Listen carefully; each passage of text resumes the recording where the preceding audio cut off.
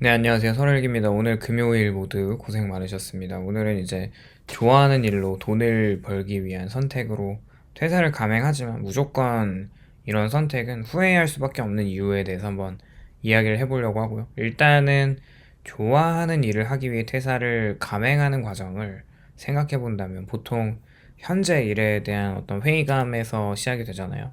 많은 이제 퇴사 관련 유튜브 영상에서도 보면은 이제 어느 직장이 굉장히 힘들게 들어간 사람들이 이제 좀 나이 어린 시선에서 이제 계속 일을 하다가 이제 위에 있는 과장, 부장 좀 높은 직급의 사람들을 보면서 그 사람들처럼 되고 싶지 않기 때문에 이 일을 그만둔다는 그 똑같은 레파토리가 있거든요. 뭐 어쨌거나 뭐 이런 걸 포함해서 반복되는 업무와 이게 정말 내가 원하는 삶일까라는 질문이 커지면서 점점 사람이 자신이 진짜 좋아하는 일이 뭔지 탐색하게 되는 것 같고, 처음에는 뭐 취미나 작은 시도로 시작을 하는데 점차 그것을 직업으로 만들 수 있을지 이 현실적으로 고민하면서 필요한 능력을 준비하고 경제적인 위험도 함께 계산을 합니다. 그렇게 이제 계속되는 고민 끝에, 준비 끝에 결국 지금 하지 않으면은 후회할 것 같다는 마음의 결단으로 이어지고 퇴사를 선택하게 되는데, 이후에는 해방감과 불안이 동시에 찾아오는데 자신이 선택한 길에서 시행착오를 겪으면서 좋아하는 일을 삶의 중심으로 만들어가는 새로운 여정이 시작되고요.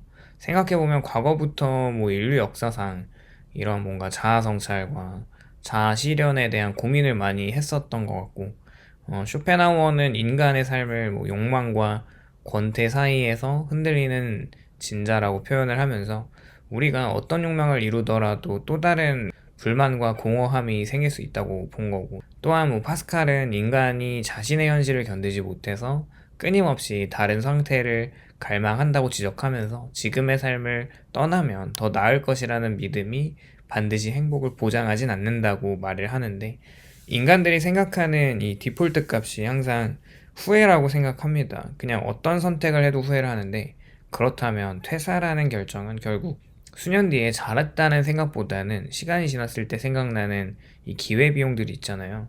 뭐 연차나 월급이나 퇴직금 등등 이 쌓여가는 여러 가지의 어떤 혜택들을 그 당시 상황과 비교했을 때 내 선택이 나아지지 않는다는 점이 분명히 존재하고, 계속 그 후회를 할 거고, 물론 퇴사를 하면 자신의 자아를 실현하는 도전을 했다는 것에 합리화를 하지만 결국에는 좀 좋지 않은 선택이라고 다들 후회를 하고 직장으로 돌아가는 것 같습니다.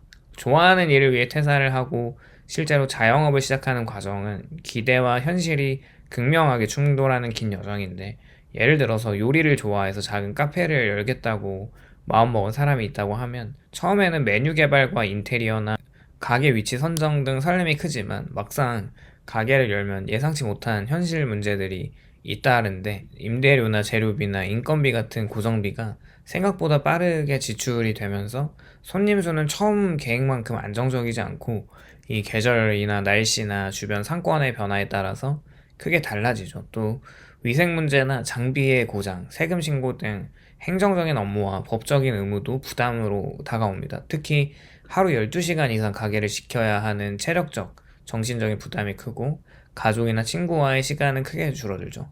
초기 매출이 불안정하다 보니까 금전적인 압박으로 스트레스가 심해지고 계획대로 일이 진행되지 않을 때 후회와 불안이 동반됩니다. 그럼에도 불구하고 자신의 아이디어와 취향을 반영하면서 손님에게 인정받는 경험은 큰 성취를 주긴 하지만, 자영업이라는 게 단순히 좋아하는 일을 하는 게 아니라 철저한 계획이나 재정적인 준비나 체력적 정신력 관리가 필요한 이 현실적인 도전임을 깨닫게 되죠. 뭐 예를 들어서 서울에서 직장을 다니던 누군가가 좋아하는 일을 하면서 느긋하게 살겠다는 목표로 제주도로 내려가서 카페를 열었다고 생각을 해보면, 초기 투자금이 한 2억 원 중 절반 정도는 가게 임대와 인테리어나 커피 장비 또 주방 기구 등으로 바로 나가고요. 나머지는 재료비나 광고나 생활비나 초기 운영 비용으로 배분해야 하므로 생각보다 여유는 적고요. 첫 달은 손님이 많지 않아서 매출이 예상보다 낮고 성수기와 비수기 차이가 커서 수익이 일정하지 않습니다. 게다가 제주도가 관광객 의존도가 높기 때문에 날씨나 계절이나 관광 트렌드에 따라서 매출 변동이 심하고 주변 경쟁 카페와의 차별화도 꾸준하게 고민해야 합니다. 뭐 행정적인 문제도 만만치 않고 사업자 등록이나 위생 안전 점검, 세금 신고, 알바 구하기 등 실무적인 업무가 많고 특히 섬해 지역 특성상 인력 구하기와 재료 수급이 서울보다 어려워서 비용이 더 많이 나가죠. 그렇게 이제 창업을 한 분은 하루에 뭐 10시간, 12시간씩 카페를 운영하고 주말과 휴일에 손님이 오니까 그때 손님을 맞이하고 재고 관리 때문에 쉴 수가 없어서 체력적, 정신적 부담이 상당하고요. 게다가 뭐 초기 1, 2년은 순수익이 거의 없거나 손익분기점에 도달하기가 어려워서 목돈 2억도 금방 소진될 위험이 있습니다. 최근에 뭐 유튜브나 또 블로그 같은 컨텐츠 창업을 목표로 퇴사하는 사례도 많은데 현실은 생각보다 훨씬 냉혹하고요. 유튜브로 뭐 월 1,000만 원을 벌고 자유롭게 살겠다는 목표를 세우더라도 초기에는 장비 구입이나 촬영, 편집 공부, 컨텐츠 기획 등 시간과 비용 투자가 필요한데 유튜브 수익 구조가 이제 광고, 수익 협찬, 뭐 구독자 기반 수익 등 여러 요소를 의존하는데 구독자 조회수가 충분히 확보되지 않으면 수익이 거의 0에 가깝고요.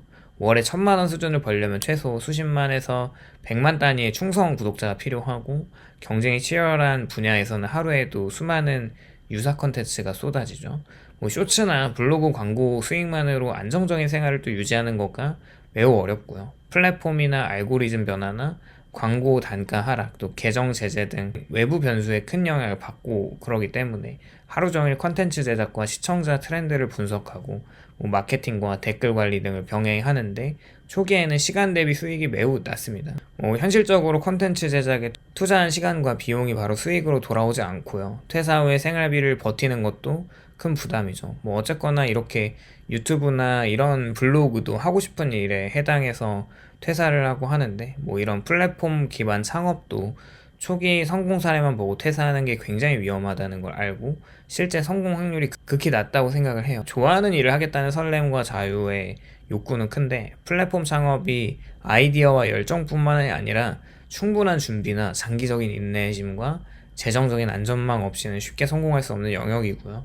좋아하는 일을 위해서 퇴사를 감행하고 시작한 일이 실제로 수익을 창출하고 생계를 책임지는 단계에 들어서면 그 일은 더 이상 순수한 즐거움만을 주는 활동이 아니게 됩니다. 예전에는 취미나 관심사로서 자유롭게 즐기는 활동들이 이제는 노동이나 책임, 그리고 목표 달성 압박이 뒤따르는 일로 전환하기 때문이고요.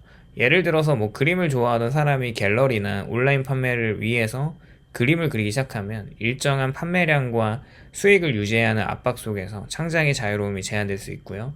카페 창업이나 유튜브 컨텐츠 제작도 앞서 마찬가지로 초기에는 뭐 재미와 열정으로 시작을 하는데 고객의 요구나 매출 목표나 뭐 알고리즘 변화 등 현실적인 제약이 끊임없이 뒤따라서 자유롭던 즐거움이 노동으로 변질됩니다. 심지어 좋아하는 일을 직업으로 삼은 사람들조차 반복적이고 강제적인 업무로 인해서 스트레스와 피로를 경험하고 행복감이 감소하는 경우가 많죠.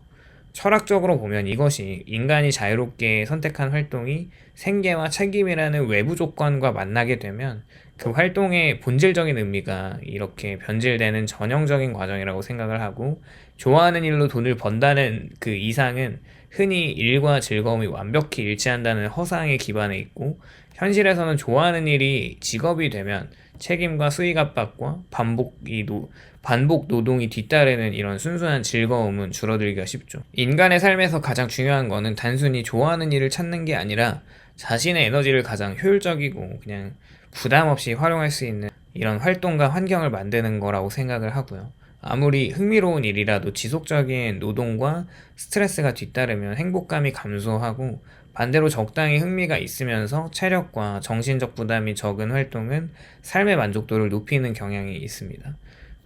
스토아 철학자 에픽테토스가 말했듯 우리가 통제할 수 없는 것에 얽매이지 않고 자신이 통제할 수 있는 범위에서 최선을 다하는 것이 진정한 자유이고 좋아하는 일을 직업으로 만들려는 시도가 결국 통제 불가능한 요소가 많기 때문에 자신의 힘과 에너지를 가장 자연스럽게 쓸 수 있는 활동을 찾는 것이 삶을 견디고 즐기는 이런 현실적인 방법이 될 수 있습니다.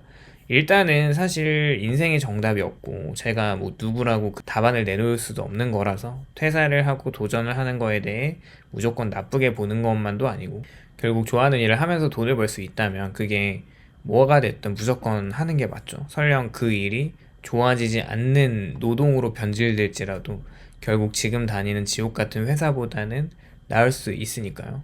개인적으로 일은 사람이 엮이고 돈이 엮이면 힘들어지는 그런 절대적인, 저는 그 자연의 법칙이라고 생각을 하고, 우리는 그냥 최소한 덜 스트레스 받는 일을 하면서 살아가는 게 맞다고 생각합니다. 일단은 돈이 얽혔을 때 이런 월급을 받는 어떤 계약 관계에서 무슨 일을 하던 간에 그것은 내가 자아 실현을 하는 직장은 그런 장소가 절대 아닙니다.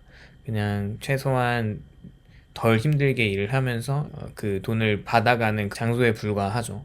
뭐 어쨌거나 이런 생각을 해보고요. 만약에 지금 내가 다니는 일이 물론 어느 정도 스트레스를 주지만 그냥 좀 단순히 아침에 일어나서 회사에 죽고 싶을 만큼 가기 싫은 그 정도의 스트레스가 아니라면, 이런 어떤 병적으로 몸이 안 좋아지는 그런 것까지 아니라면 계속 다니는 게 좀 맞다는 생각을 하고요. 오늘도 하루 너무 고생 많으셨고요. 오늘 영상 시청해주셔서 감사드리고, 공감이 되셨다면 좋아요, 구독을 부탁드립니다. 감사합니다.